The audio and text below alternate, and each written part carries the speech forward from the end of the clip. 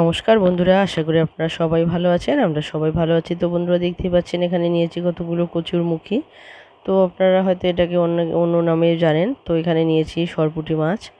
তো আজকে এই কচুরমুখী দিয়ে সরপুঁটি মাছের একটা মজাদার রেসিপি তৈরি হতে যাচ্ছে। তো অবশ্যই বলবো বন্ধুরা, স্কিপ না করে সঙ্গে থেকে পুরো ভিডিওটা দেখবেন। তো বন্ধুরা দেখুন, এখানে কিন্তু মাছগুলোতে লবণ আর হলুদ আমি কিন্তু মেখে রেখে দিয়েছি। আর এদিকে যে কচুরমুখীগুলো আছে, তো সেগুলোকে কিন্তু আমি ভালোভাবে এখন পরিষ্কার করে ছুলে নেব। তো বন্ধুরা, এর আগেও কিন্তু কচুরমুখিটা রেসিপি দেখানো হয়েছে, কিন্তু আজকে কিন্তু একদম পুরোপুরি নতুনভাবে দেখানো হবে, একটা আলাদা রেসিপি। তো অবশ্যই বলবো বন্ধুরা, স্কিপ করবেন না, পুরোপুরি দেখার চেষ্টা করবেন, তাহলেই বুঝতে পারবেন কিভাবে এই রেসিপিটা তৈরি হলো। এবং এইভাবে যদি রেসিপিটা তৈরি করা যায়, তাহলে কিন্তু এটা খেতে খুবই সুস্বাদু হয়। তো এখানে কিন্তু মশলা দেওয়ার একটা নিয়ম আছে। তো অবশ্যই বলবো বন্ধুরা, এই এই পদ্ধতিতে যদি আপনারা রান্না করেন, তাহলে খেতে কিন্তু ভীষণই সুস্বাদু হয়। তো অবশ্যই আপনারা সঙ্গে থাকুন, পুরো ভিডিওটা দেখুন। তো বন্ধুরা দেখুন, এখানে কচুরমুখীগুলোকে পরিষ্কার করে নিচ্ছি আমি। তো সমস্ত কচুরমুখীগুলোকে এভাবে পরিষ্কার করে ছুলে নেব।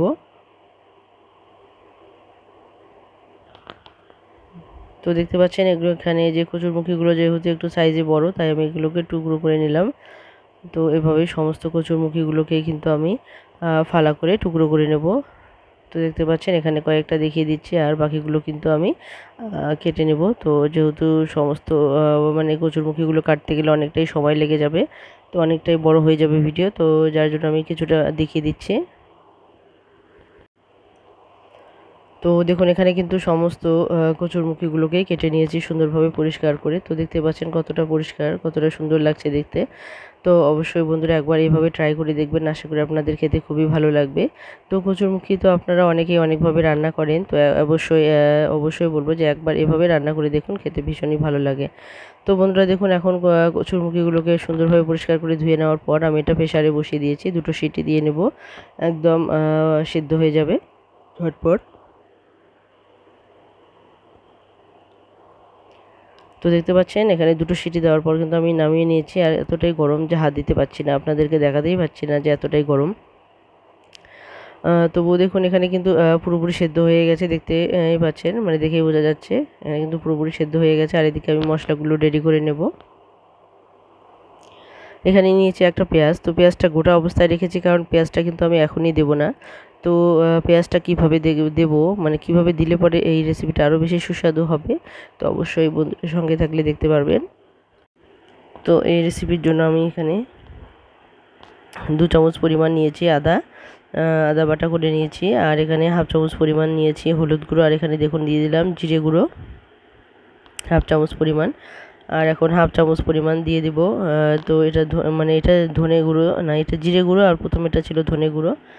আর এখন একটুখানি কাশ্মীরি লঙ্কা গুঁড়ো আমি এখানে দিয়ে দিচ্ছি। তো দেখতে পাচ্ছেন এখানে প্রায় হাফ চামচ পরিমাণ কাশ্মীরি লঙ্কা গুঁড়ো কিন্তু এখানে আমি দিয়ে দিলাম। তো যেহেতু কৌটোটা শেষের দিকে, তাই আমি কৌটো দিয়ে মানে দিয়ে দিলাম।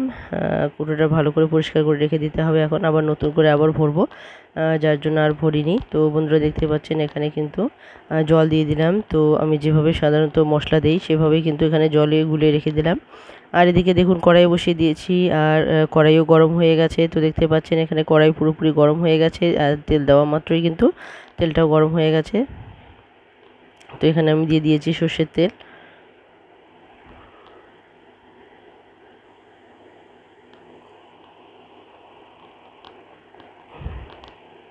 তো দেখতেই পাচ্ছেন বন্ধুরা, তেলটা এতটাই গরম হয়ে গেছে যে কাঁচা লঙ্কা শুকনো লঙ্কা দেওয়া মাত্রই কিন্তু একদম ভাজা হয়ে গেছে।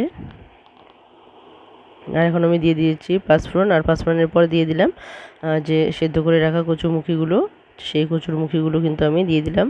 তো দেখতেই পাচ্ছেন এখানে, তো যেহেতু এটা সেদ্ধ, তো এটাকে কিন্তু ভালো করে ভেজে নিতে হবে, তো তবেই কিন্তু এর স্বাদটা অনেকটাই বেড়ে যাবে। তো দেখুন এখানে কিন্তু আমি কোনো রকম কিন্তু মশলা কিন্তু এখন আমি দেবো না, শুধু এখানে লবণ আর হলুদ দিয়ে কিন্তু এটাকে আমি ভালো করে ভেজে নেব। তো মশলাটা কখন দেব সেটাও কিন্তু দেখার বিষয় আছে, তো অবশ্যই বলবো। তো যেহেতু বলেছি যে এটা একটা আলাদাভাবে একটু রান্না হবে, তো এইভাবে রান্না করলেও কিন্তু খেতে দুর্দান্ত হয়। তো অবশ্যই বলবো বন্ধুরা, এই প্রসেসে যদি মশলা দেন, তাহলেও কিন্তু এই কচুরমুখী খেতে কিন্তু খুবই সুস্বাদু হয়। তো অবশ্যই বলবো একবার এইভাবে ট্রাই করে দেখবেন, আশা করি আপনাদের কচুরমুখী খেতে খুবই ভালো লাগবে। তো বন্ধুরা বন্ধুরা দেখুন এখানে স্বাদ মতো লবণ আর আমি একটু হলুদ দিয়ে দিয়েছি। তো এটা হলুদ আর লবণ দিয়ে কিন্তু এখন আমি এটাকে ভালো করে ভেজে নেব।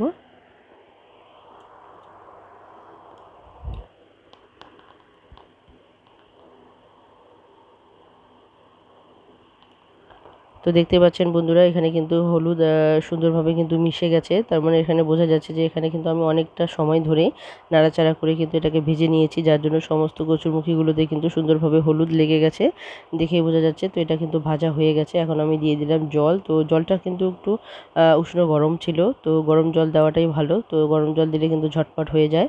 তো দেখুন এখানে যেহেতু উষ্ণ জল ছিল, যার জন্য কিন্তু দেওয়া মাত্রই জলটা ফুটতে শুরু করে দিয়েছে। তো অবশ্যই একটু গরম জল দেওয়ার চেষ্টা করবেন, তাহলে কিন্তু এটা আরও সুস্বাদু হবে। তো বন্ধুরা দেখুন এখন সমস্ত কচুরমুখীগুলোকে এটা আমি জলের মধ্যে ভালোভাবে মিশিয়ে নেব। তো অবশ্যই বলবো আপনারা যে পরিমাণ মানে ঝোল বা মানে রাখতে চান, ডাল ডাল রাখতে চান, তো সেই তুলনায় কিন্তু জল একটু বেশি করে দেবেন, কারণ এটা ঠান্ডা হয়ে গেলে কিন্তু অনেকটাই গ্রেভি হয়ে যায়। তো অবশ্যই বলবো বন্ধুরা এটা কিন্তু একটু পাতলা, মানে জল যখন গরম অবস্থায় থাকবে তখন কিন্তু এরকম পাতলা অবস্থাতেই থাকবে। তো পাতলা অবস্থাতেই কিন্তু নামাতে হবে, তাহলে দেখবেন এটা কিন্তু ঠান্ডা হওয়ার পরেও যে আপনার যে গ্রেভিটা সেটা কিন্তু অনেকটাই ঘন হয়ে যাবে। তো বন্ধুরা দেখুন এখানে জল দেওয়ার পর তারপর কিন্তু আমি মশলাটা দিয়ে দিলাম। তো যেহেতু এটা সেদ্ধ করে নিয়েছি, তো তখন কিন্তু মশলা দিয়ে কষিয়ে নিলে কিন্তু ভাজাটা ভালো হতো না। তো যার জন্য কিন্তু মশলা দেওয়ার কোনো প্রয়োজন নেই। মশলাটা কিন্তু এরকম ঝোলের মধ্যে দিলেও কিন্তু এর স্বাদটা আরও দ্বিগুণ বেড়ে যায়। তো আমরা সাধারণত কচুরমুখী অন্যভাবে যে খেয়েছি মশলাটাকে কষিয়ে নিয়ে, তো আজকে কিন্তু সম্পূর্ণ ভিন্ন একটা রেসিপি তৈরি হতে যাচ্ছে। তো এভাবে যদি মশলাগুলো আপনারা পরে দেন জলের মধ্যে, তাহলে কিন্তু এর স্বাদটা অনেকটাই দ্বিগুণ বেড়ে যায়। তো বন্ধুরা দেখুন এখানে মশলা দেওয়ার পরে এটাকে আমি 5 থেকে 10 মিনিটের মতো ভালোভাবে কিন্তু জাল করে ফুটিয়ে নিয়েছি। তো দেখতে পাচ্ছেন কতটা মানে পুরো হিট দিয়ে একদম ভালো করে জাল দিয়ে ফুটিয়ে নিয়েছি। তো এটা কিন্তু পুরোপুরি হয়ে গেছে। তো দেখতে পাচ্ছেন, তো এরকম করে জাল করে আপনারা নিয়ে দেবেন। এখন যে মাছগুলো আছে সেই মাছগুলোকে আমি ভেজে নেব, আর এই যে ডালটা আছে সেই ডালটাকে কিন্তু আমি এখন নামিয়ে রেখে দেবো।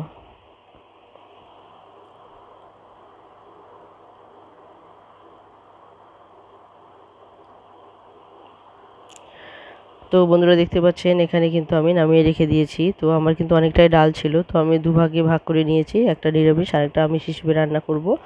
তো নিরামিষ যেটা সেটা আমি আলাদাভাবে রেখে দিয়েছি, এখন আমি মাছ দিয়ে করব। তো দেখুন এখানে লোহার কড়াই বসিয়ে দিয়েছি, আর এখানে আমি দিয়ে দিলাম সর্ষের তেল, আর এখানে আমি মাছগুলোকে ভালো করে ভেজে নেব এখন। তো বন্ধুরা দেখতে পাচ্ছেন এখানে তেলটা কিন্তু একটু বেশি পরিমাণে দিয়েছি, কারণ এই তেলের মধ্যেই কিন্তু মাছটা ভাজা হয়ে যাবে, আর অবশিষ্ট তেলটা কিন্তু আমার কাজে লাগবে। তো যার জন্য তেলটা একটু বেশি করে দিয়েছি। তো দেখতে পাচ্ছেন এখন এক এক করে মাছগুলো আমি দিয়ে দিব। তো যেহেতু তেলটা একটু বেশি করে দেওয়া আছে, খুব সুন্দরভাবে কিন্তু মাছগুলো ভাজা হয়ে যাবে। তো সবাইকে অসংখ্য অসংখ্য ধন্যবাদ সহযোগিতা করার জন্য। তো এইভাবে বন্ধুরা পাশে থাকবেন, সহযোগিতা করবেন, একে অপরকে সহযোগিতা করবেন এবং এগিয়ে যেতে সাহায্য করবেন, আর নিজেরাও এগিয়ে যাবেন অনেক অনেক।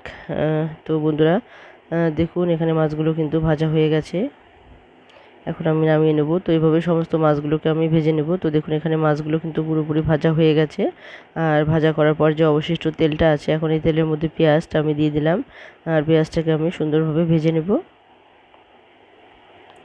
তো দেখুন যেহেতু তেলটা গরম, তো পেঁয়াজটা কিন্তু খুব সুন্দরভাবে ভাজা হয়ে গেছে ঝটপট। আর এই পেঁয়াজটাকে কিন্তু মানে বেশি লাল করে ভাজা যাবে না, একদম সুন্দর করে একটা মানে কালার চলে আসবে, তখনই কিন্তু এই ভাজাটাকে মানে কমপ্লিট করে নিতে হবে। আর ভাজাটা কিন্তু করার পর কিন্তু গ্যাসটাকে অবশ্যই চেষ্টা করবেন একটুখানি কমিয়ে দিতে, কারণ এখানে যে ডালটা দেওয়া হবে ততক্ষণে দেওয়া মানে পেঁয়াজটা যেন পুড়ে না যায় আর কি, সেজন্যই বলছি। তো বন্ধুরা দেখুন এখানে যেহেতু ডালটা আমি আগেই নামিয়ে নিয়েছিলাম, ডালটা কিন্তু একটু উষ্ণ গরম, মানে ঠান্ডা হওয়ার মতোই হয়ে গেছিলো প্রায় মাছ ভাজতে ভাজতে। তো বন্ধুরা দেখুন এখানে কিন্তু যেহেতু গ্যাসটাকে আমি কমিয়ে রেখেছি যেন পেঁয়াজটা পুড়ে না যায়, তো দেখুন এখানে কিন্তু ডালটা দিয়ে দিয়েছি। তো এই যে পেঁয়াজের যে ঘ্রাণ এই ডালের মধ্যে লেগে গেল, এটা কিন্তু খেতে আরও দুর্দান্ত হলো। তো অবশ্যই বলবো বন্ধুরা এইভাবে অবশ্যই ট্রাই করে দেখবেন, আশা করি আপনাদের খেতে ভালো লাগবে।